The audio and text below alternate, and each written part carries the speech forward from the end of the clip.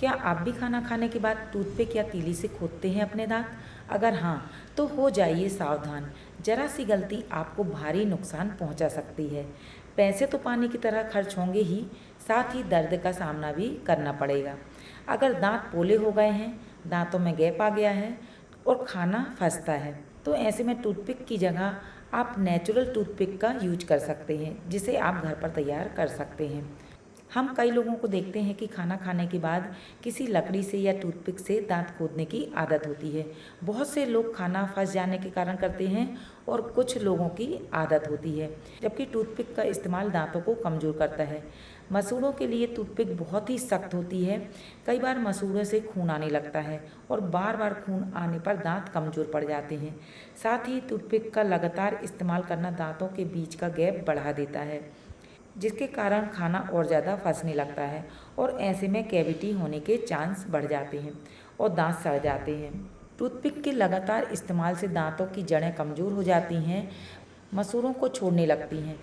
Toothpick की लगातार चोट से दांतों के ऊतक में चोट लग सकती है।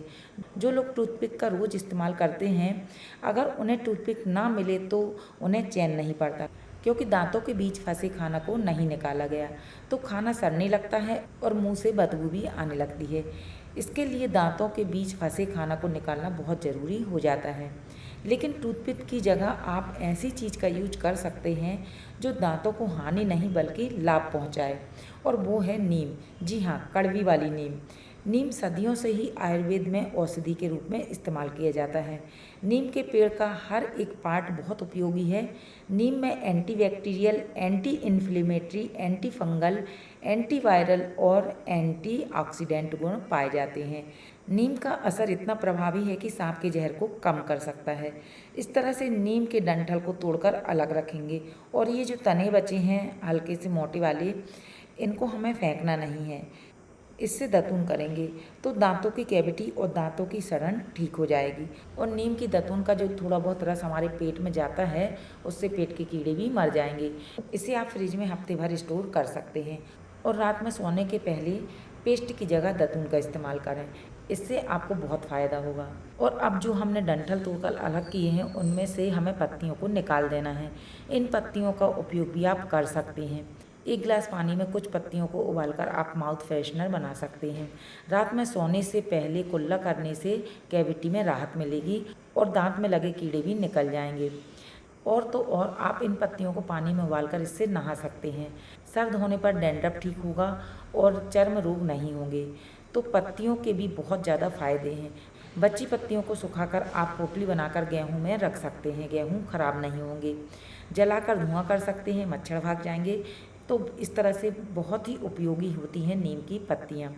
ये देखिए, तो इस तरह से हमने तीलियों को निकाल लिया है और पत्तियों को हम अलग रख देंगे। इनको भी हमें फेंकना नहीं है, इनका भी हम यूज कर लेंगे। यानी कि नीम का हर एक पार्ट यूज़फुल है। तो अब देखिए, नीम की जो तीली निकली है, इसकी विशेषता, पूरी तीली एक समान नहीं है। सामने की तरफ पतली है और धीरे धीरे पीछे की तरफ मोटी होती गई है, यानी कि इसकी थिकनेस बढ़ती गई है। इसका बहुत ही ज़्यादा बेनिफिट है। कई बार क्या होता है कि हमारे दांत के बीच में बहुत ही कम गैप होता है जहाँ टूथपिक नहीं जाती है, तो हम क्या करते हैं कि अगरबत्ती की तीली को पतला करके फंसा हुआ खाना निकालते हैं। अगरबत्ती की तीली कड़क होने के कारण गैप धीरे धीरे बढ़ने लगता है। तो यहाँ पर हमें ये बेनिफिट मिलने वाला है कि अपने दांतों के गैप के हिसाब से आप नीम की तीली का यूज कर सकते हैं। सामने की तरफ पतली वाली है और लास्ट में मोटी। हो सके तो पतली तीली का यूज करना है, इससे गैप धीरे धीरे ठीक होने लगेगा, और नीम का रस दांतों के बीच में जाकर कैविटी को ठीक कर देगा और गैप को भी कम कर देगा। नीम की तीलियों को आप महीनों स्टोर कर सकते हैं। अगर आपके घर के आसपास नीम का पेड़ नहीं है तो आप इनको सुखाकर आसानी से कहीं भी कैरी करके ले जा सकते हैं। मैं हमेशा अपने पर्स में इसे रखती हूँ, लेकिन हो सके तो फ्रेश यूज करना, ये ज़्यादा फ़ायदा करेगी। दांतों में से खाना निकालने के साथ साथ दांतों का ट्रीटमेंट भी हो जाएगा। तो आज से ही लकड़ी की टूथपिक को करें बाय बाय और अपनाएं नेचुरल नीम की टूथपिक।